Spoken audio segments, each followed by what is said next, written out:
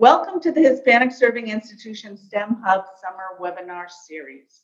We would like to take a few minutes to welcome you and to introduce ourselves. I am Martha Desmond. I am Delia Valles. We are both STEM faculty at New Mexico State University and on the STEM Hub leadership team. We hope you find this webinar series helpful in your pursuit of NSF funding. Thank you. Okay, good afternoon. Welcome to today's webinar. Today is an informal question and answer session. Both Delia Valles and myself, Martha Desmond, are here to answer your questions. We're together in the same room, but we are social distancing, so we might look like we're close together, but we are over 6 feet apart. So we ask today that you just put your question and answers into your questions into the question and answer the Q&A box.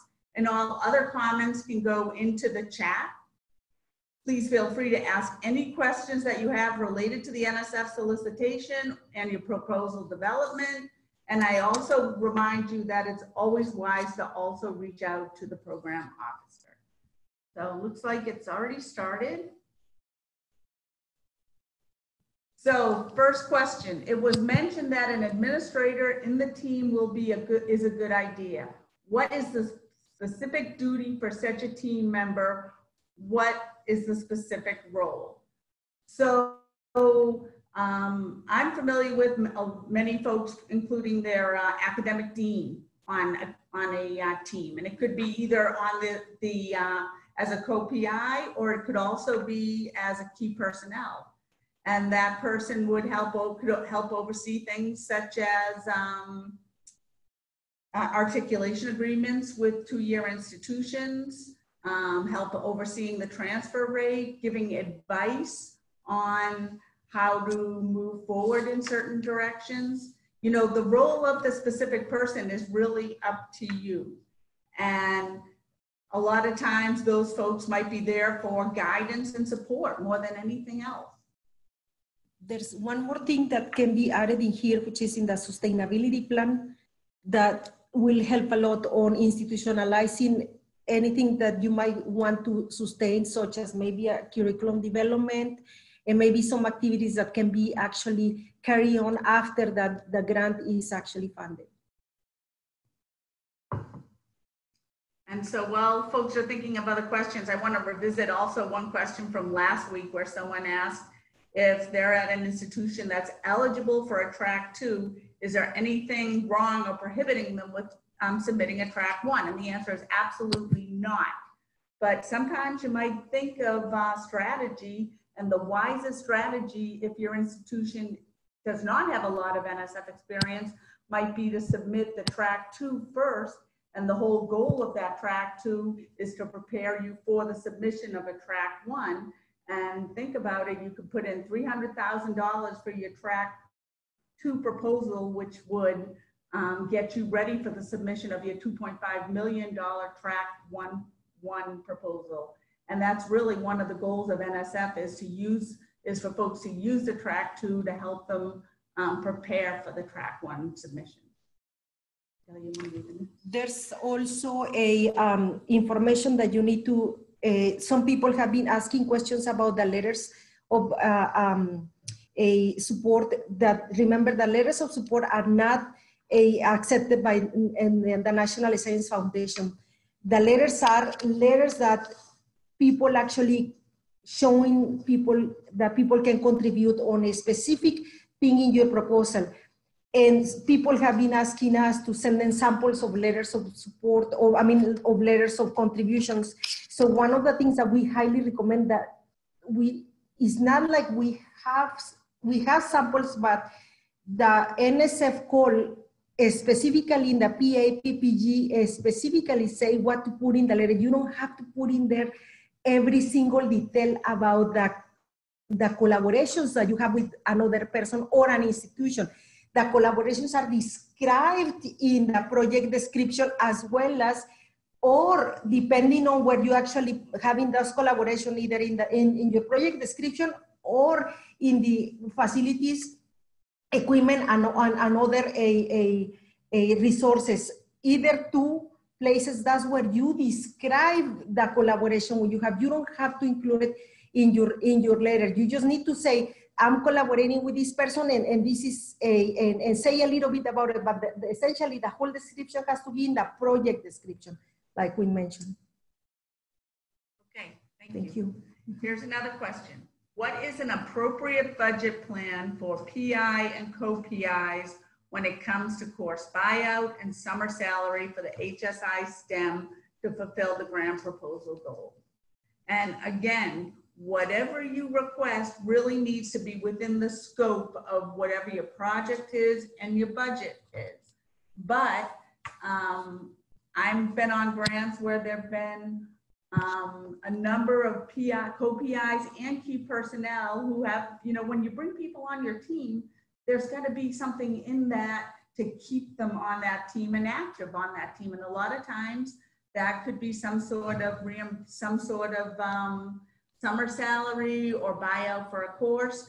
So I've been on grants where there may be 2 or 3 folks getting course buyout and another 2 or 3 folks getting summer salary. Again, it depends on the scope of your proposal. The folks that get the reimbursement really should have a large role in moving your program forward. And so when you bring an administrator on, that, your associate dean or your dean is 12 months, you're probably not going to include that person in terms of a course buyout or summer salary. That person has more of a role of overseeing and helping to plan and move things forward. But it's the people on the ground who are actually moving the work forward who then would receive those different types of salary or buyout. There's one thing about the summer salary for 12-month contracts that you have to check with your own institution about how they handle it. Because in my institution, in my own college, which is a College of Engineering, they have a different way to handle supplemental salary for 12-month contracts. So, and it is different compared to the College of Agriculture or other colleges. You have to check that information before you actually assign a salary, specifically summer salary for your PIs or co-PIs or senior personnel. Yeah, that's a good point. Mm-hmm. A lot of times if it's a buyout and you're already 12 months, that those funds for the buyout go into a salary pool and then you're paid out of the salary pool. Someone else is paid out of that salary pool. Do you want to read the next question? So there's one more question in here that is related to current and pending support. Can you discuss issues around PI FTE on other grant applications that have yet to be funded, yet? How do reviewers look at this? Do you have advice on the max a PI should be on the proposal? Do you have to include non-NSA proposals in this section? Sorry, there's so many questions in one, but I'm reading all of them. Maybe we could go one by one. So I'll give it a stab to start. So for the current and pending, how do reviewers look at this? Probably don't look at it closely unless that proposal is within the pool that's being considered for funding, but then they do look at it closely. And it may not be the reviewers, more the program directors. And the whole goal of this current and pending is they want to make sure that you are not over committed. And so you have to demonstrate, if you demonstrate that your funding is, your percentage of time is 100%, then you're probably not going to get the grant. So you need, and you also want to, if you have that much funding, you want to think carefully about what you want to commit to another proposal as well. But typically, my experience is if you have a large role, you have to say, what percentage of my time is this going to take? And that's on top of my teaching responsibilities, my advising responsibilities, my other grants. Typically, I'd say no more than 10%. This kind of an average. Yeah. Here. Mm-hmm. And a lot of times, if it's a small grant, I have 1 or 2% down. Mm-hmm. Do you include non-NSF proposals in that section? Absolutely. It's all funding and what your commitment is to each of those. Let's see, can you discuss issue PI? What else is here? And then you also have to, if there are, you have your current support and then your pending support. If you're thinking about submitting a grant, it's not funded, you don't have to put it down. But if it's something that's under review, it needs to be under pending. And so you just want to be really careful that you're not overcommitted and you're not very close to being overcommitted for your sake and for the sake of your proposal being successful. So there's another question in here. Do we move into the Yeah, next question? So, sure.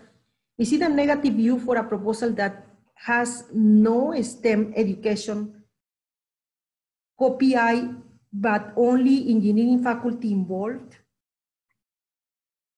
And it happens in the past that not necessarily, I mean, it will be better that you have, it will look better, but that depends on your goals, the goals of your grant and the project description. If you need that, you need to have, if you need to include a person from the College of Education, specifically if you're working on curriculum development and activities that require the expertise of somebody with that type of knowledge, and then you include that person. But we've seen grants that not necessarily have people from the college, or from the education background. But certainly depending, everything depends on the goals of your proposal, of your grant. And you may also have someone in your engineering college who has a very strong STEM education background. But what you need to do is in your proposal, make that clear and make that argument and show that you have all of those bases covered. It may also not be a bad idea to reach out to the program director and say, I have a team and this is my team of 6 people or however many people you have, and no one is specifically in the STEM education. What do you think? Because I'm trying to remember the exact wording related to that. Why don't Delia, you go on and I'm going to look for the wording and I'll get back to you. I'm going to see what exactly it says In the solicitation. Yeah. In the PPG. No, in the, yeah. So there's one more thing that we like to discuss with you about the frequently asked questions that comes directly from the National Science Foundation website. And it's a very interesting a website, part of their website, because it actually shows you the different kinds of questions that people normally have, but also, and they have the questions, and then in the second section of the same frequently asked questions, there's a section where they answer the questions. So they are not, you don't see the answers right away, you see them after that, and you can certainly see there are so many general questions in there. They classify it under general information, eligibility, indirect cost rates. They talk about track 1, track 2.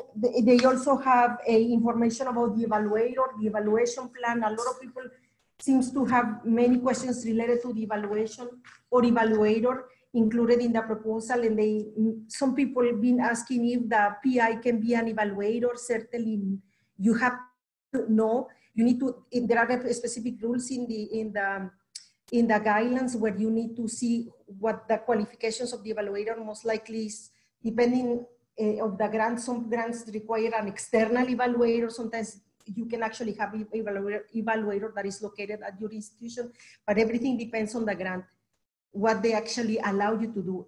And we've been insisting that if you have a specific question where, if the answers to your questions are not very clear or are under a little fuzzy kind of a answer, you need to contact the program officer, and it's much better. But certainly the answers are very clear in the NSF website in the question and answer section.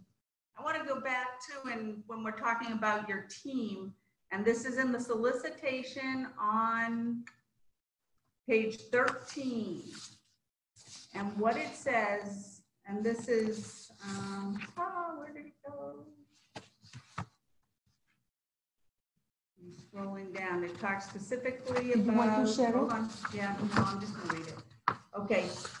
This is section 5 on page 13 near the bottom. The project leadership team should reflect the diversity and expertise needed to successfully manage the proposed project. So every proposal is different, and you want to make sure that you pull together a team that really will reflect and can support the questions that you're asking. However, let me go on. The project leadership team must include a STEM faculty member currently teaching in one of the STEM disciplines. Engineering is fine. It is expected that projects will include investigators, internal or external to the institution, with demonstrated expertise in education research or social science research methods, as well as knowledge about STEM programs. Does this say they have to come from the College of Education? No. But it says those individuals must have the demonstrated expertise in those fields. Include a description of the responsibilities, qualifications, and level of effort of the key personnel involved in the project. And again, same as I stressed last week, what I do is I'll put a table, and it often takes up an entire page, and it has each individual who's on my team listed and what their responsibility is to the project. And that way it is crystal clear for someone who's reviewing it. And the proposal should address how project activities, communications, and relationships will be managed across collaborating individuals and institutions. So it's very important. You can have the best idea, but if you cannot lay out how that project is going to be managed and how it's going to function, then you're going to be resubmitting the next year. There are two questions in here. One of them is in the chat. The other one is a question and answer section. And one of them is they are having problems or trouble finding a well-qualified project evaluator. We have contacts that have not done yet work, but are experts in research, in the research they are proposing. Also, we have contacts that have done the work, but not have, evaluated research before. Do you have any suggestions or advice? So we can certainly tell you that the American Evaluation Association is a very good resource for finding evaluators in different areas. But sometimes this is a word of advice, because there are, like here on campus, almost everybody, we have different evaluators that are working with us in different grants. However, if you, the best case scenario, like we do here, we contact each other and we talk. Like I know Marta, we work together on other grants, and then we always talk about evaluators. We also have a network. That's why our hub is for the network can connect you with other people that might be having experience in your research and that will have experience on evaluating research. And it is extremely necessary that you start working with the evaluator, identify it as soon when you start working on describing your proposal. So what I would say is there are a couple of different routes you can go. You can go to our portal, and there are links to different professional evaluation groups where you can actually look at a little bio of some folks, and you could reach out to some of those folks and include them as part of your proposal.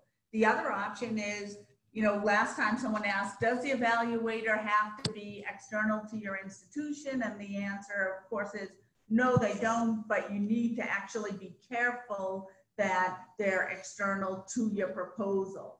And I've even been on some grants before, and this has been non-NSF, where even though our evaluator was within our institution, was external to the proposal, we were dinged on the fact that we had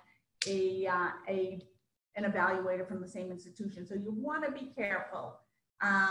What does NSF say about that? They'll say the evaluators do not need to be external. All proposals must have an independent evaluator to the project, but the evaluator could be internal to the institution. However, if an evaluator internal to the institution is used, the proposal should provide justification and explain how the independence of the evaluator is ensured.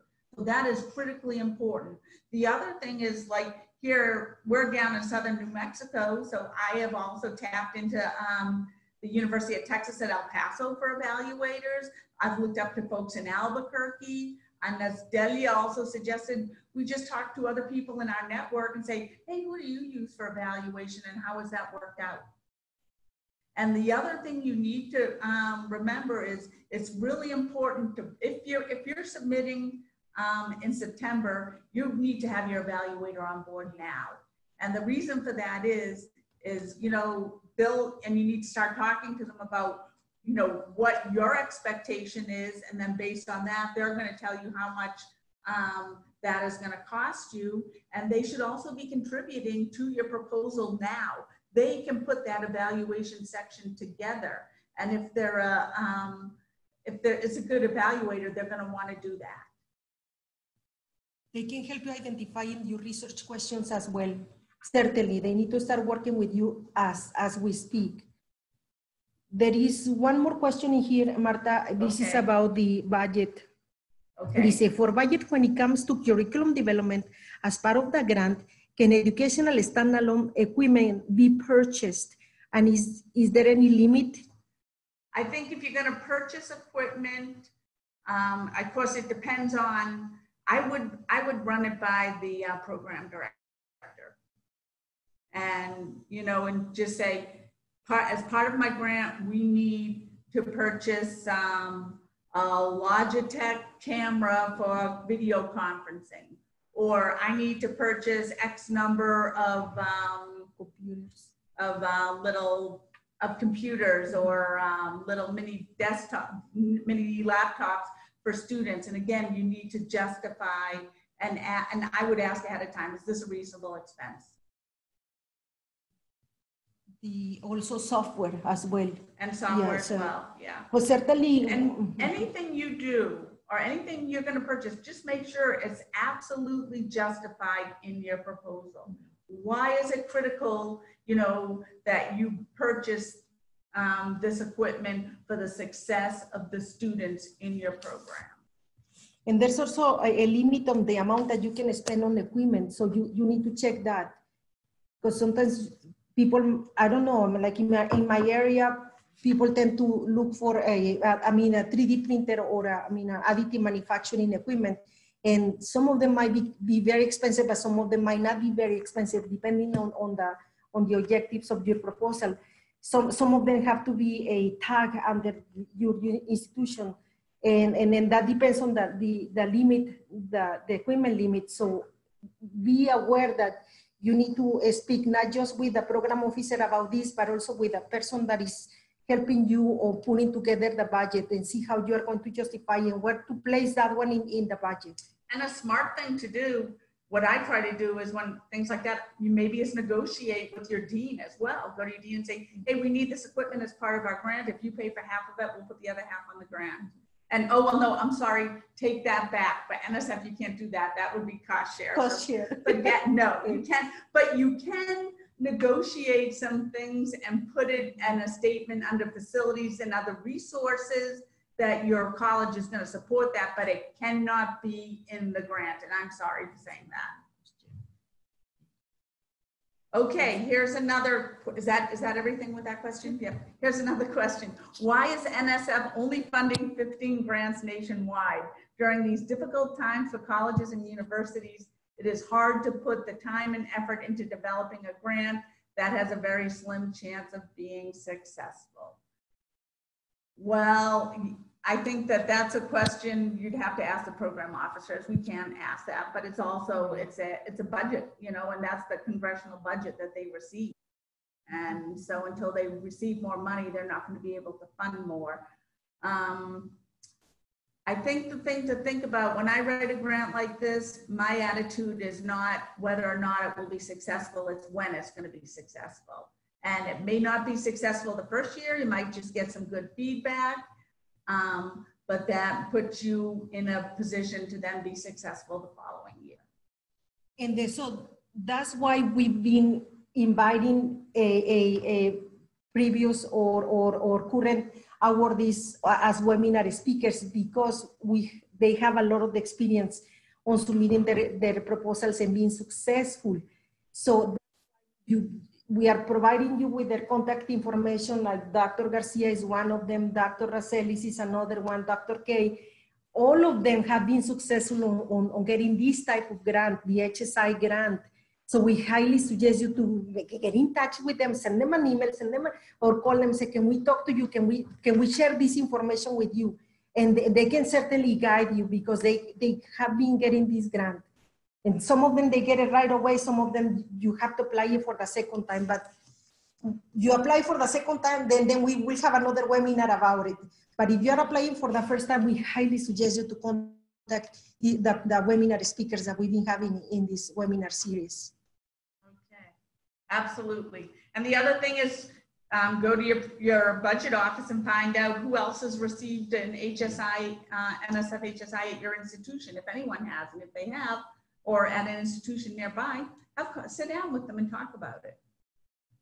But it's also critical is, you know, and this is part of why we're doing this webinar series, is that you start preparing well in advance. And I always say that when I'm writing one of these proposals, I need to have a solid draft done at least a minimum of 4 weeks ahead of time, so I can put it down and then work on some other things, and then a week later come back and review it again.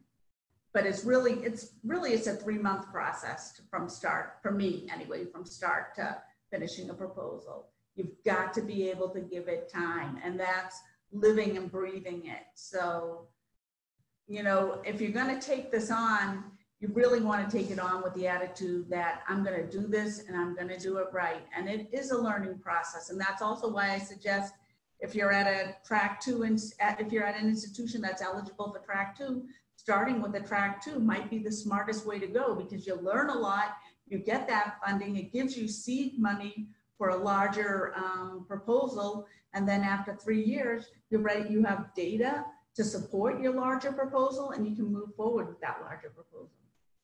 You know, these type of grants like the HSI, as well as other grants that are for underrepresented minority institutions or minority serving institutions, are very important, because these grants can also give you a lot of visibility, and the visibility counts a lot. And not just in making connections, but also for your institution. So this is just a matter, this is basically our own opinion. That might not reflect what the NSF thinks, but we believe that you also can invite people, that maybe you have a meeting, maybe you are organizing a conference while you are actually working on this grant. Have somebody maybe from the state, from another important office in your state, in your city, that can be part of these discussions, where you can tell them those are our needs, because we have needs in here. And this is a problem that we need to resolve. Maybe by having these discussions with the other people that live in your community, they can be aware that you are submitting a proposal like this, and they can be maybe not part of your proposal, but certainly be aware of what your activities are, so you are contributing to solve a problem as well out there. Thank you. Okay, another question. Do key personnel need to be budgeted? And again, it depends on who the person is and what their role is. So the example is, if a director of the tutoring center is training our budgeted near-peer tutors, is the director listed as key personnel, or do we need a letter of support committing for the training, or both? And I would say that I would prefer to have that director as part of my key personnel. Do you need to pay that person? No. Another way to do it is to just have a letter, but I think it's better to have them as a part of your team. But you want to make sure, sometimes one thing I do is I get letters that I just keep myself, that don't go forward with the grant, that just document some of the commitments that I develop. Or if my proposal is funded, you pull your team together and everyone kind of signs an agreement of what your different obligations are to the project, just to make sure that you have as few misunderstandings at the start as you move forward. And remember, some administrators might not be there if you get the money, if you get the grant, and when you get the money. So if there's no recording there, or no documentation in there that will back up that they will support you in certain activities, and then it's hard to deal with those things after that. So it's better to be careful and protect yourself and protect your grant from now, from this moment. Absolutely. Mhm. So a question, is the external evaluator a collaborator? No, they're external from your team. What can get a little fuzzy is depending on how you're going to fund that external evaluator. So for example, you could do a professional contract or you could do a subcontract. If you do a subcontract, then for them to receive that subcontract, they're going to have to fill the key personnel forms, okay? The conflict of interest, the current and pending. They'll have to fill those forms out anyway, but they are external to your team. But even though they're external to your team, you still want to set up regular meetings with them because they're giving feedback to you. So for example, for the hub, we have an external evaluator and we meet with that person joins a lot of our regular meetings and gives feedback on different things that like these webinars that are going on or other workshops in our mini grant series. So we get regular feedback from our evaluator on how things are going, what's going well, what isn't going so well. And then the other thing is you might consider some of the larger grants, you want an advisory board. And so then you say, who is that team going to be? And how are you going to use that team? And what input? So maybe, you think it's about time for, if you already have an NSF proposal for those, for the HSI STEM annual reports to be due. So as you're pulling that information together, then maybe you call your advisory board together and you share that annual information with them and you get some feedback from them. And then based on what's in the report and what you have from your advisory board, then maybe you pull your team together and have a regular retreat to talk about how we're going to move forward in this upcoming year. Martha, Yes. somebody, Dr. Desmond, Yes. somebody put a very inappropriate message in the chatting I think it was room. taken care of. Did it happen again? No, we just want to Yes. tell you that we are taking care of that. And somebody who got the link to this webinar, unfortunately, put a very inappropriate chatting. Don't take a look at that. We were Zoom bombed, but it's been taken care of, so we apologize. We apologize for that. It happened, but you never know. That's why they said when you have these big attendees, you never know who's joining. So certainly, it is totally inappropriate what this person wrote in there. How can I get in touch with Delia Valles Rosales? Ay, who say that? Okay. As long as he's not that bad. Sorry. You can email her at dvalles@nmsu.edu.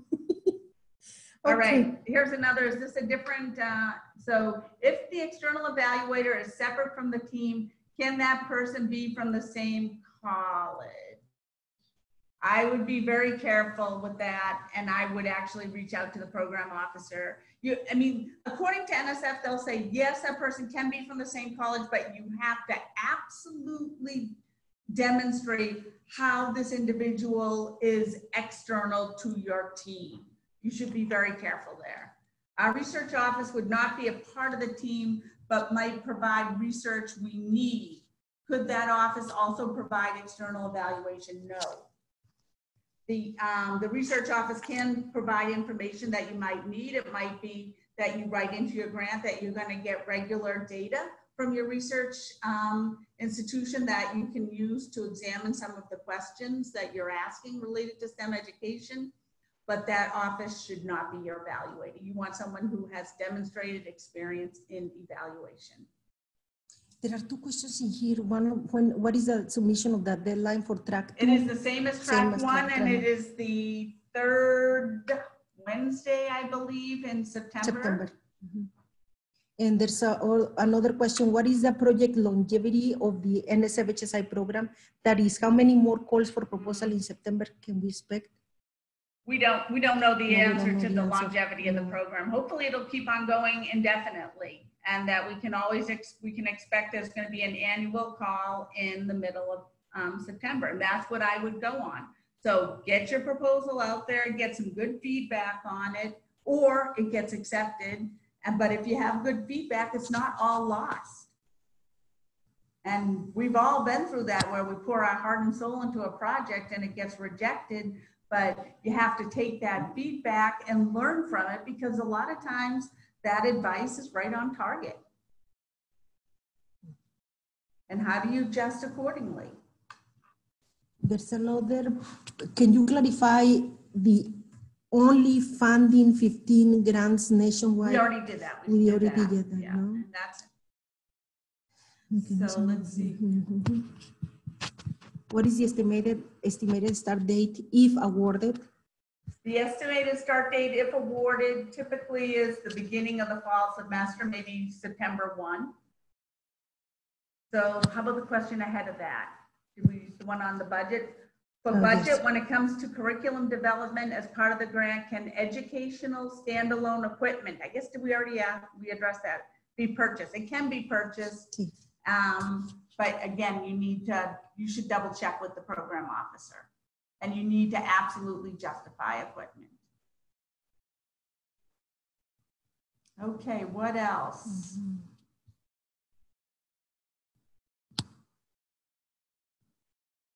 No open questions. Can you remind them about LinkedIn and Twitter? Go ahead. So, okay. We have a individual, Nicolas, and also Edmundo. Both of them are helping us with also running this session today and also the webinars. And Nicolas is on the other side on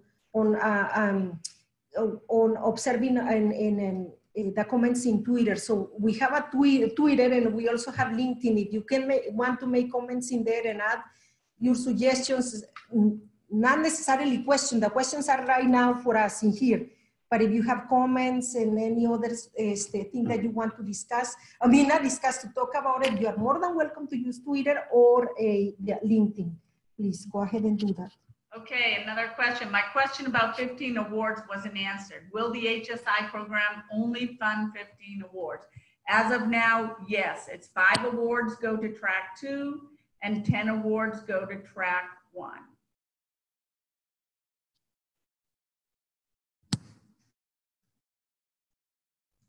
So again, I really encourage you, as you put these proposals together, to really, you have to think everything through and make sure your management, how you're going to run everything is very carefully explained.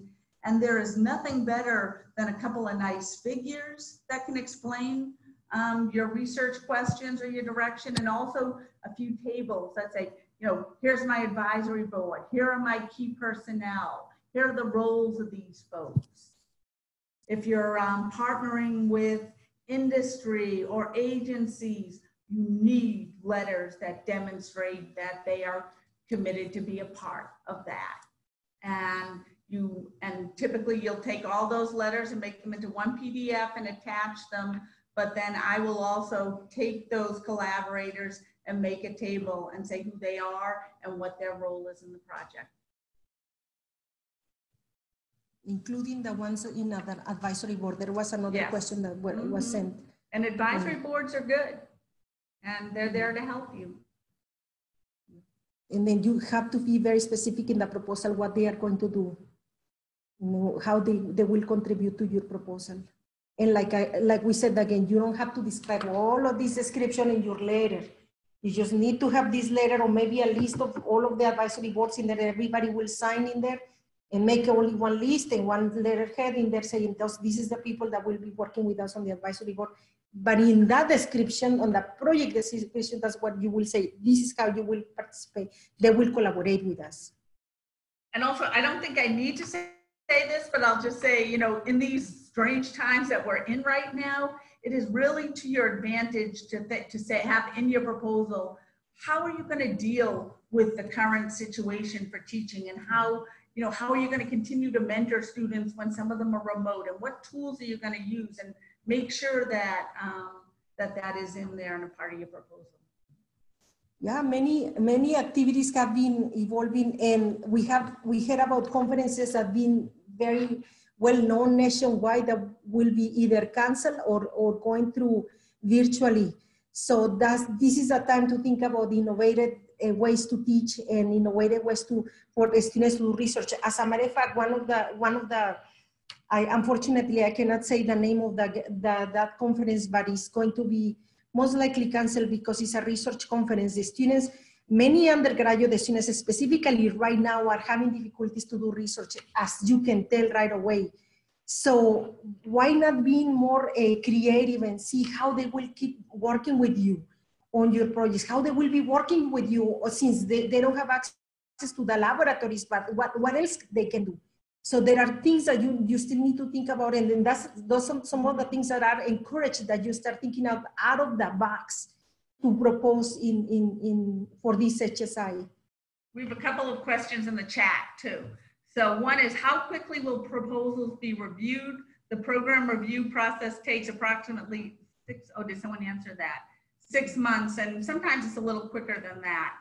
Also, let's see, someone said, if you only want to promote STEM training on your campus and you don't have a research question, do you think the proposal can be funded? No, you need a research question. And if you're going to promote STEM training, think about how can you develop a research question around that? What fields might be the most prepared in STEM? What fields might not? Why? How do you address that? Can you clarify the difference between a co-PI and a key personnel? Yes. So the co-PIs, your team of your PI and co-PI, you can only have 5, unless NSF has works in a couple of different ways. And you can submit, say you're submitting a track 1, you can submit it, and maybe you're working with another institution and they can submit with you, but separately, and that would allow you to have more than 5 co-PIs. It's kind of a tricky process, but that is one way. The other way is you only have from one institution is the submitting institution. You can have just the 5 PI, the PI and co-PIs, and anyone else who's a part of your team is on your key personnel. So with our STEM hub, we have our grant. The main grant is through New Mexico State University. One of the other institutions we also work with is California State University Northridge, and they submitted their own. They have a separate budget. We're still only allowed you're given a max. So for track 1, you can have $2.5 million dollars that you can request, including your indirect costs.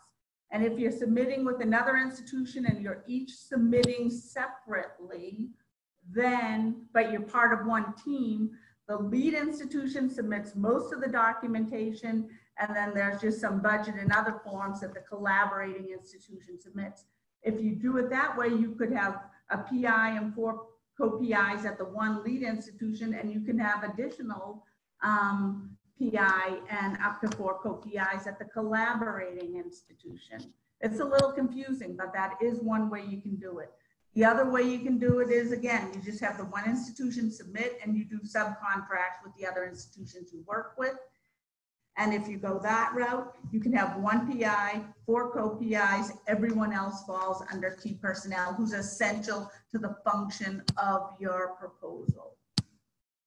And if anyone wants to reach out to us individually to talk a little bit more about that, I'm happy to do that as well. It's because it is a little confusing. There's one question about in here that they said that another frequently, you wrote it in there? Oh, okay, no. Here's a question.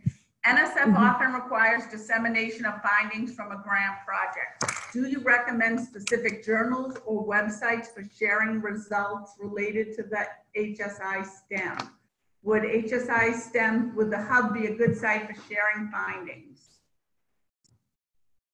You could, I mean, they're typically, if you have specific links that have tips on pedagogy and such, we could put those links on our pages. Or on multicultural awareness, yes.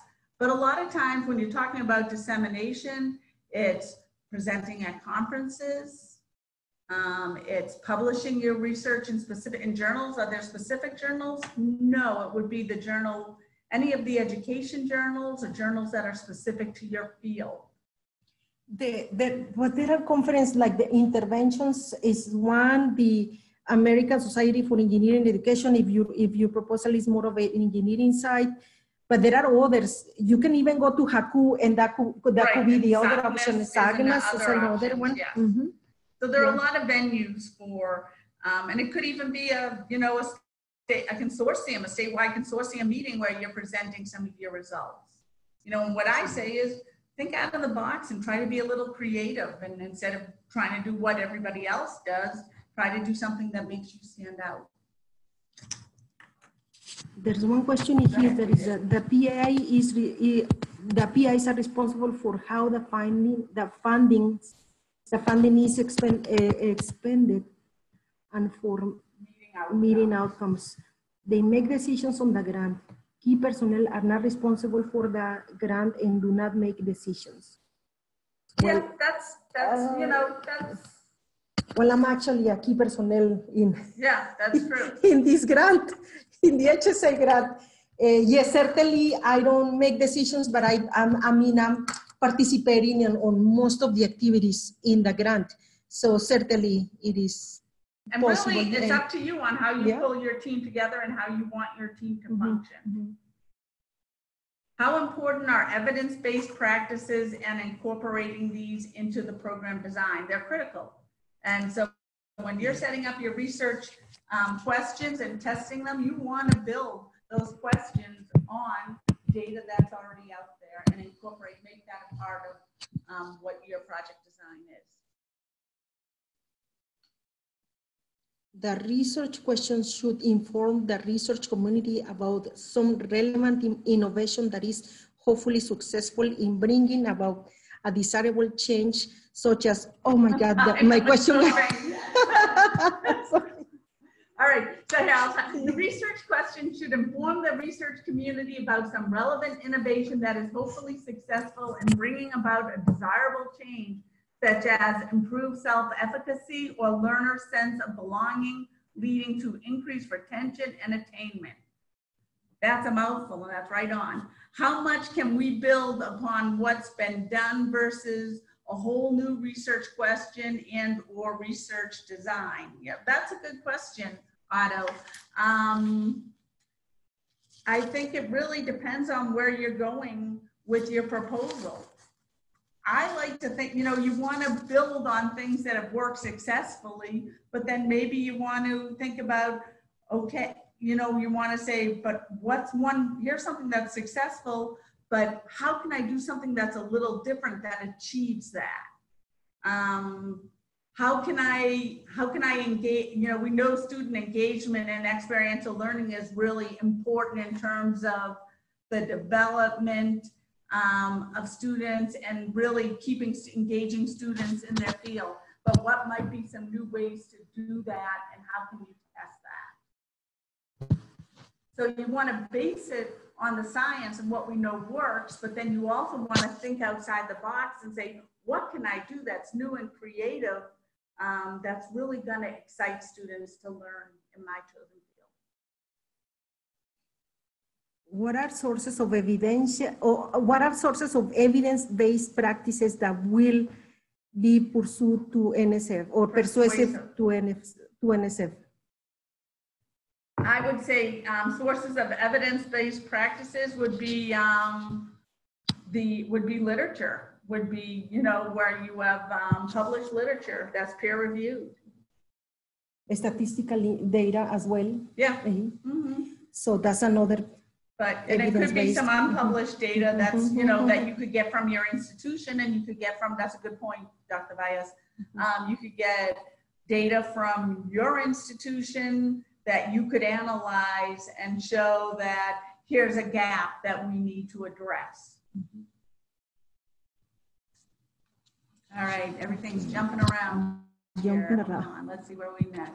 How unfavorable or favorable would it be to have as part of the grant to expand on an established program, given the research question would revolve on impact of activities that have been intentionally developed and implemented to serve historically disadvantaged students? Would you recommend this piece to be part of the grant or not? If you're building on something that's successful and you're taking it to the next level, I think that would be very attractive.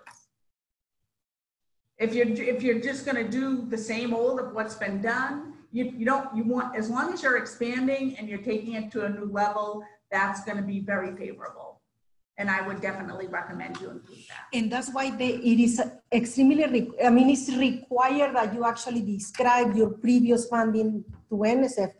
Even if you don't have previous funding, but if you have the funding from other institutions, you could actually mention that because you are building on that. Yeah. So that is actually extremely important to say that. Mm-hmm. For track 2, any idea on the proposal success rate in the past?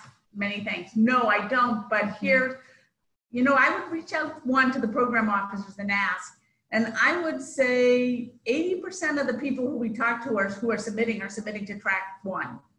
So it's not often that we come across folks that are submitting to track 2. So even though they fund fewer proposals, you might actually have a higher success rate. So I would check with the program officer, but my gut feeling is it would be a good thing to do.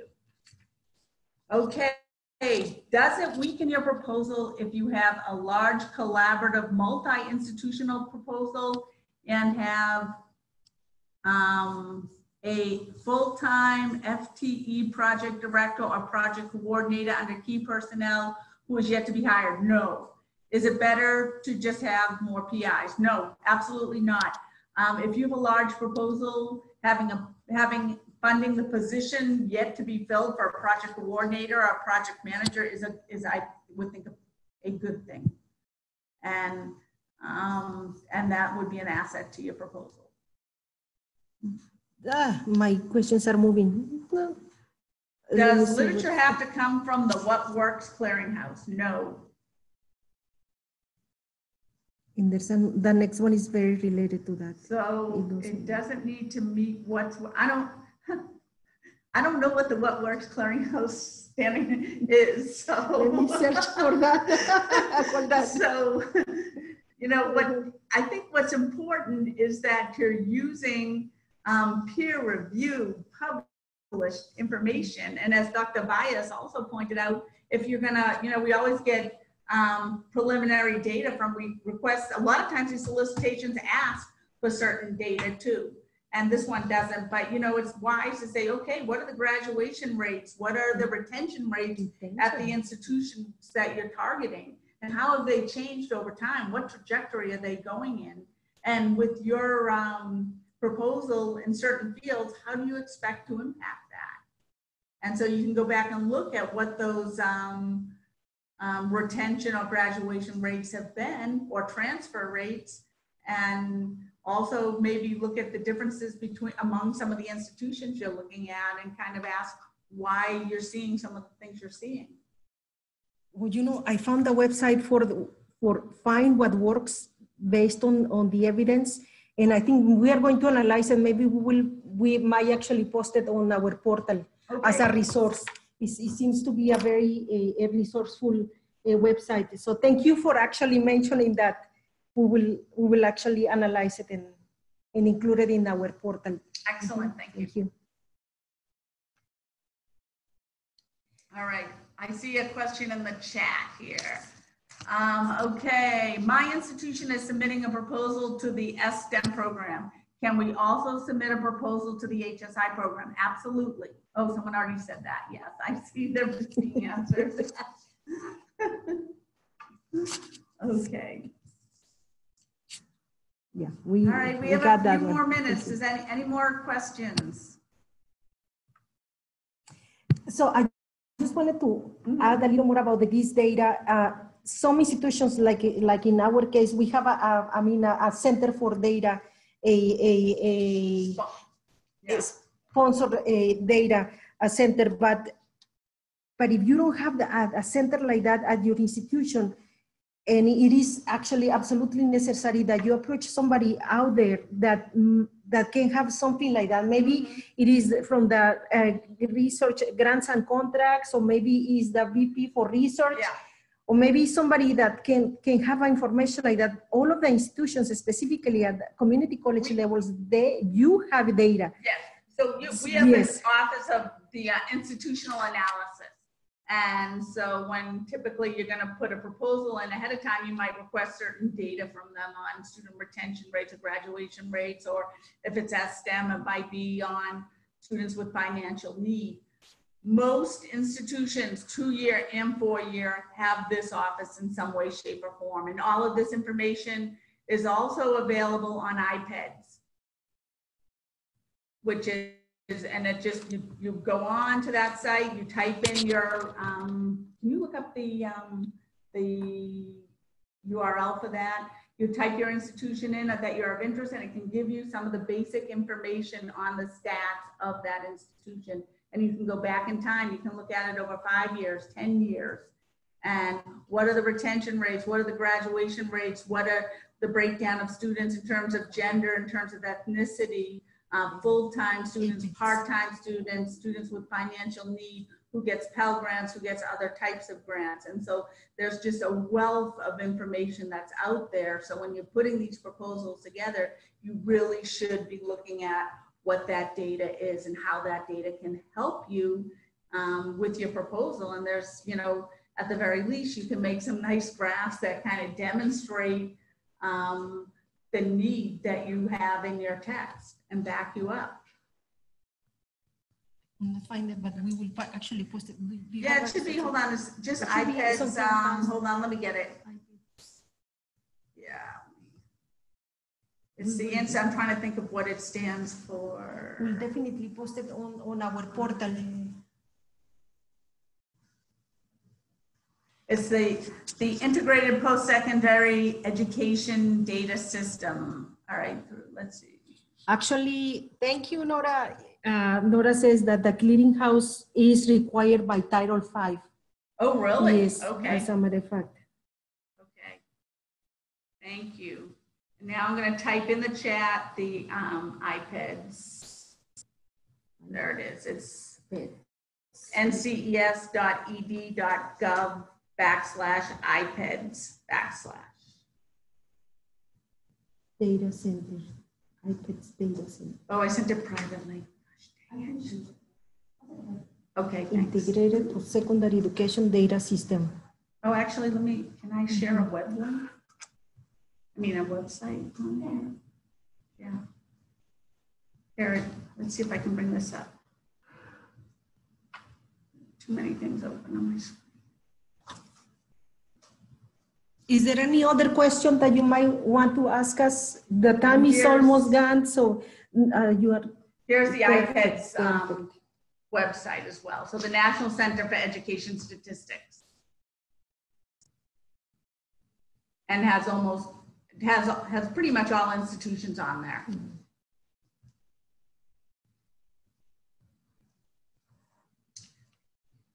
But again, it's really critical, you know, that when you're presenting your questions that you use some type of data on your institutions that are involved so that you can set, and data that's central to what your question is. And you can use that information to, you can use it to analyze or just to build graphs to kind of demonstrate how it supports your question and where you're going with your proposal.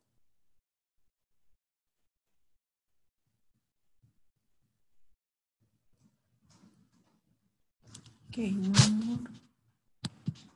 I guess. Do we have another question? No. I'm going to stop sharing. No. Do we have one more question? Nope, we don't. No, We're no. good. But also feel free to reach out to us. If you have questions, additional questions as you move forward, Dr. Baez and myself will be very happy to answer your questions. And also as a reminder, next week we're going to have Dr. Erica Camacho, who is one of the program directors at NSF, and she'll be here just talking in general about the NSF solicitation, and then also be available to take your questions at the end. So specifically the ones about 15 grants. yes, so, and thank you so much for joining us again this week. We really enjoy meeting with all of you every week. Follow us on Twitter, please. Yeah. And join our portal. Okay. Thank you. Bye.